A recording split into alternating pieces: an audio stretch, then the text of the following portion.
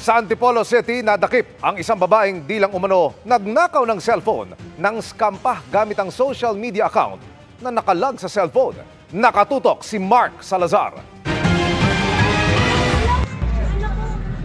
Ang arestadong babae sa entrapment operation na ito sa Antipolo City noong June 10 ay hindi lang daw nagnakaw ng cellphone, kundi ng hack din, saka nag-online scam. Ayon sa investigasyon, na-snatch ang cellphone ng biktima habang bumabiyahe siya pauwi noong June 9. On the same day, merong nag-hack ng cellphone niya nung sa FB account niya. And then merong nagme-message dun sa mga Facebook friends niya na naghihingi ng pera sa kanyang account mismo, gamit ang kanyang account mismo. Walang kamalay-malay ang biktima na ini-scam na pala ng suspect ang FB friends niya at naka 5,000 piso na bago natunugan. Sinakyan nila ang pang-i-scam ng suspect habang nagkakasan ng entrapment operation. Nakakausap nila sa Facebook account na yon ng victim. And then nagbigay ng payment service provider account number.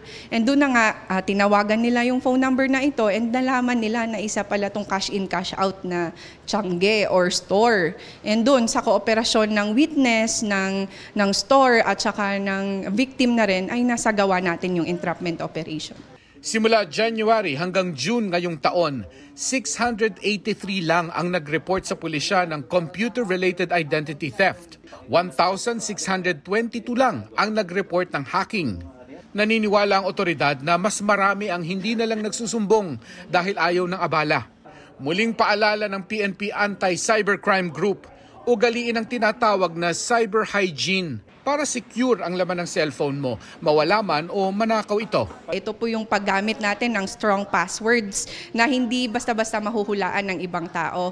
Pangalawa po yung two-factor authenticator or two-factor authentication na kahit ma-access man yung account mo ay hindi sila basta-basta makakapasok kung hindi ito linked sa email mo or sa mobile number mo, kaya nabibigay sila ng OTP.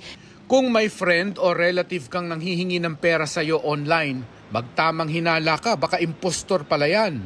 Mas mainam po or mas maigi na maging mabusisi po tayo. Tawagan natin sila or tawagan natin kung sino mang kasama nila or malapit sa kanila to verify.